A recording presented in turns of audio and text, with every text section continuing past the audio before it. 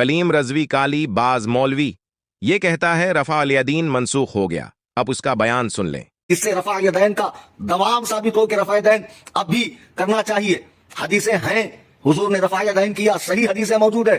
लेकिन सुन लो, अगर 1,00,000 हदीसें हैं रफा यदैन करने की और एक हदीस ऐसी हो कि हुजूर अलैहिस्सलाम ने दुनिया से जाते हुए जो नमाज आखिरी पढ़ी है वो बिना रफा यदैन की थी, तो हुजूर अलैहिस्सलाम का हमेशा आखिरी अमल लिया जाता है। पहले तो हुजूर ने बैतुल मक़दिस की तरफ मुंह करके नमाज पढ़ी ना। पहले तो हुजूर की बेटियां खुद काफिरों के निकाह में थी, अबू लहब के बेटों की निकाह में थी कि नहीं थी?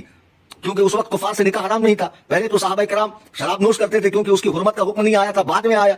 तो गरज के दीन जब अल्लाह की जानिब से नाजिल हो रहा था तो यक मुश्त यक लख्त यक बारगी नाजिल नहीं हुआ। धीरे धीरे धीरे धीरे लोगों की तबीयतों का मिजाज का लिहाज करते हुए दीन नाजिल किया गया। और जब हुजूर दुनिया से जा रहे हैं तो अल यौम अकमलतु लकुम, पूरा मुकम्मल दीन उम्मत को देकर जा रहे हैं, मुकम्मल दीन देकर जा रहे हैं। तो हुजूर अलैहिस्सलातु वस्सलाम ने आखिरी नमाज जो पढ़ी है, अगर वो रफा यदैन वाली नहीं थी तो हुजूर के अमल से साबित हो गया कि रफा यदैन मनसूख है। अब नमाज नहीं होगी, रफा अल यदीन करेंगे तो क्योंकि वो मनसूख हो गया। अब सवाल ये है, फिर इमाम शाफी के मुक़ल्लिद या खुद इमाम शाफी, इमाम मालिक, इमाम अहमद बिन हंबल रफा अल यदीन करते थे। अगर वो मनसूख था तो उनकी नमाज भी नहीं हुई। इस्तग़फ़िरुल्लाह। और जितने भी इमाम शाफी के मुक़ल्लिद है इन सब की नमाज नहीं होगी। सिर्फ अहलुल हदीस ही की क्यों, सिर्फ अहलुल हदीस पर ही क्यों एतराज़ है? गालीबाज मौलवी शेख अब्दुल कादिर जीलानी की भी नमाज नहीं होगी, इमाम बुखारी की भी नमाज नहीं होगी, इनमें से किसी की नमाज हुई नहीं अब तक, क्योंकि उसने कहा कि शराब पहले पिया जाता था, बाद में उसका हुक्म अगिया यानी मनसूख हो गया, हराम हो गया।